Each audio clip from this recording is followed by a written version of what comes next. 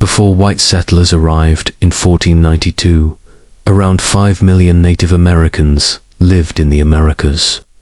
By 1800, their numbers had fallen to 600,000, and by 1900, only 237,000 remained, an all-time low.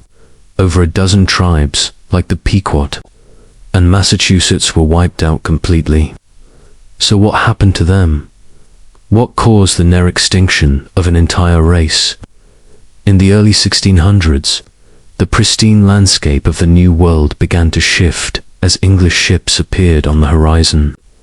At first, native tribes greeted them with a mix of fear and fascination.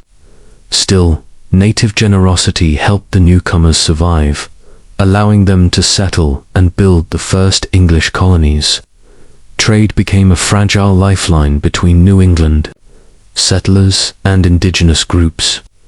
This exchange brought prosperity to local economies, and the Plymouth colony was financially independent from England within 5 years. Together, settlers and tribes formed a trade system that fused native customs with colonial practices.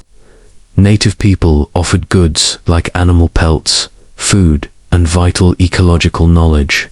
In return, settlers gave beads and wampum, a form of currency. But these exchanges went beyond goods.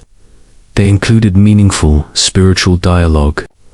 One outcome was the first Bible in the New World being translated into the Algonquin language. However, over time, harmony faded. Native life depended on hunting and gathering, guided by a culture that viewed them as caretakers, not owners of the land. In contrast, settlers brought a belief in private land ownership. They also carried devastating diseases like smallpox, tuberculosis, measles, cholera, and the plague. These foreign illnesses led to mass deaths among Native Americans, who had no immunity. This tragedy, known as the virgin soil effect, decimated tribes. In response, colonial powers tried converting the sick to Christianity, relocating baptized natives to praying towns, early versions of reservations. Eventually, rising tensions exploded into King Philip's War, bringing massive destruction and ending hopes for lasting peace. From that point, settlers soon called Americans created a unique identity amid conflict. More clashes followed, and more tribes vanished. During the 1800s gold rush, things worsened. Settlers from all corners invaded native lands, seizing territory and exhausting areas where gold appeared. This led to drought, starvation, and ultimately forced removals to even more distant reservations. Despite the odds, native groups resisted fiercely, protecting their land and cultures in countless battles. But they couldn't match the advanced weaponry and numbers of the US Army. Gradually, they were confined to isolated and often harsh reservations.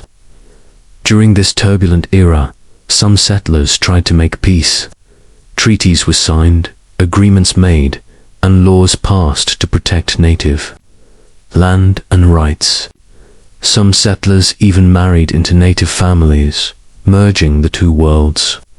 Yet these efforts were mostly drowned out by a rising tide of greed and expansion. While the American population rose by 20 to 30% each decade, the native population continued to shrink. Today, Native Americans and Alaska Natives make up just 1.3% of the US population. There are currently around 310 native reservations across the country, covering only 2.3% of the total land. These lands often suffer from poor living conditions and lack access to essential resources. Weak environmental and health policies mean many tribes face exposure to radioactive and toxic waste. As a result, cancer and illness rates are alarmingly high compared to the national average. While physical extermination is no longer a threat, native people still endure marginalization, erasure, and discrimination. But it wasn't always like this once. 5 million indigenous people thrived across the land, living in balance with nature. Though the landscapes have changed, their spirit survives, a living reminder of a heritage that still breathes. Their voice continues, echoing from the past into the present, and onward to the future. The spirit of the plains remains unbroken, sung by those who remember, those who honor, and those who dream.